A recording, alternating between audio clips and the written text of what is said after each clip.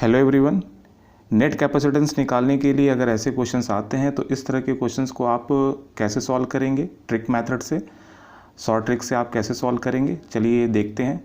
इसमें आपको ए और बी के क्रॉस इक्विवेलेंट कैपेसिटेंस निकालना है और आपको ये ध्यान रखना है कि हर कैपेसिटर के दोनों साइड में पोटेंशियल आपको शो करना है। अगर कोई वायर जैसे कि इसमें यहाँ तक गया हुआ है तो जो भी वायर आपको अलग अलग पॉइंट पे पहुँचेगा और उसके बीच में कोई इलेक्ट्रिकल यूनिट नहीं लगी हुई है तो वहाँ का पोटेंशियल सेम होगा। तो हम ए वायर ये यहाँ तक गया हुआ है तो यहाँ का भी पोटेंशियल हमने ए शो कर दिया, और ये बी वायर यहाँ तक गया हुआ है तो यहाँ का पोटेंशियल बी शो कर दिया। अब यहाँ पे कोई पोटेंशियल नहीं है तो अपने मन से 1 मान लिया, यहाँ पे 2 मान लिया। अब हमने हर कैपेसिटर के दोनों साइड में पोटेंशियल शो कर दिया है। अब इसकी हम इक्विवेलेंट सर्किट बना सकते हैं। इसमें ये ध्यान रखना है जिसके बीच में आपको इक्विवेलेंट कैपेसिटेंस निकालना है ए और बी, तो वो सबसे दूर वाले पॉइंट होने चाहिए, सबसे फारदेस्ट पॉइंट होने चाहिए। अब ए और बी पे आपको सारे कैपेसिटर को शो करना है। तो ए से 1 एक कैपेसिटर लगा हुआ है तो ए और 1 हमने शो कर दिया। इसमें ए और बी के ही बीच में सारे पॉइंट्स आएंगे क्योंकि ए और बी सबसे फारदेस्ट पॉइंट है। और 1 और 2 के बीच में एक लगा हुआ है तो 1 और 2 के बीच में हमने कहीं एक लगा दिया। फिर 2 और बी के बीच में लगा हुआ है तो 2 और बी के बीच में लगा दिया। फिर आपको ए और बी के बीच में एक दिख रहा है तो ए और बी के बीच में एक कैपेसिटर लगा दिया। तो अब आपको ए और बी के क्रॉस नेट कैपेसिटेंस निकालना आसान है। सभी का कैपेसिटेंस सी है तो सी और सी सीरीज़ में है तो C/3, ये C/3 इसके साथ पैरेलल में लगा हुआ है तो प्लस सी, ये आ जाएगा 4C/3। अगला क्वेश्चन देखते हैं, थोड़ा टफ प्रॉब्लम। इस क्वेश्चन में भी आपको ये ए पॉइंट है और ये बी पॉइंट है, इसके क्रॉस नेट कैपेसिटेंस निकालना है। तो अगर हम देखें तो ये वायर घूम के यहाँ तक गया हुआ है तो यहाँ का पोटेंशियल ए होगा, और ये बी वायर यहाँ तक गया हुआ है तो यहाँ का पोटेंशियल बी होगा। यहाँ का पोटेंशियल अपने 1 से 1 मान लिया, यहाँ का 2 वायर यहाँ तक आया हुआ है तो यहाँ का भी 2 और इस पॉइंट का हमने 3 मान लिया। अब हम इसका नेट इक्विवेलेंट सर्किट ड्रॉ करते हैं, सिंपल सर्किट। तो ए और बी सबसे दूर वाले पॉइंट हैं। ए और बी के बीच में एक कैपेसिटर लगा हुआ है तो कहीं से भी हमने ए और बी के बीच में एक कैपेसिटर शो कर दिया। फिर बी और 1 के बीच में एक कैपेसिटर है तो बी और 1 के बीच में एक कैपेसिटर लगा दिया।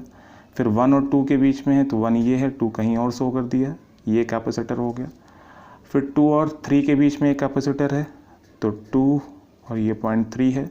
फिर 3 और ए के बीच में है तो 3 और ये हमने ए से जोड़ दिया। और ए और 2 के बीच में एक कैपेसिटर है तो ए ये है और 2 पॉइंट ये है, एक कैपेसिटर लगा दिया। और फिर 2 और बी के बीच में एक कैपेसिटर लगा हुआ है तो 2 और बी के बीच में एक लगा दिया। सभी का कैपेसिटेंस सी है तो ये सी और ये सी सीरीज़ में इसके साथ पैरेलल में, सिमिलरली ये सी और सी सीरीज़ में इसके साथ पैरेलल में। तो पहले इन दोनों का आ जाएगा C/2 और इसके साथ पैरेलल में है तो C/2 और प्लस सी 3C/2। ये भी सेम सर्किट है, इसका भी आएगा 3C/2 और ये 3C/2 सीरीज़ में लगे हुए हैं तो दोनों का सीरीज़ 3C/2 हाफ हो जाएगा तो 3C/2 का हाफ 3C/4। 3C/4 और इस C के साथ पैरेलल में लगा हुआ है तो 3C/4 प्लस C, यह आ जाएगा 4 प्लस 3 7 C/4। तो इसका नेट कैपेसिटेंस आ गया 7C/4। और क्वेश्चंस देखते हैं। इस क्वेश्चन में भी आपको ए और बी के क्रॉस इक्विवेलेंट कैपेसिटेंस निकालना है। तो ये ए पॉइंट है, यहाँ हमने ए शो कर दिया, ये वायर के थ्रू यहाँ गया हुआ है, और यहाँ का हमने 1 मान लिया। ये वायर यहाँ पे आया तो यहाँ पे भी पॉइंट 1 होगा, पोटेंशियल 1 होगा, और यहाँ पे भी 1 होगा क्योंकि इस वायर के बीच में और कोई इलेक्ट्रिकल यूनिट नहीं लगी हुई। इसका सिंपल सर्किट ड्रॉ करते हैं। तो ए और बी सबसे दूर वाले पॉइंट है। ए और 1 के बीच में एक कैपेसिटर लगा हुआ है तो ए और 1 बना लिया।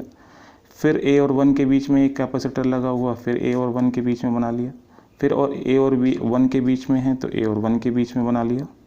और फिर 1 और 1 ये सेम पोटेंशियल है तो पोटेंशियल डिफरेंस नहीं है, इसमें कोई कैपेसिटेंस ये कोई चार्ज फ्लो नहीं करेगा क्योंकि ये दोनों सेम पोटेंशियल पे हैं दोनों साइड में, तो पोटेंशियल डिफरेंस 0 है, तो इसका कोई रोल नहीं है।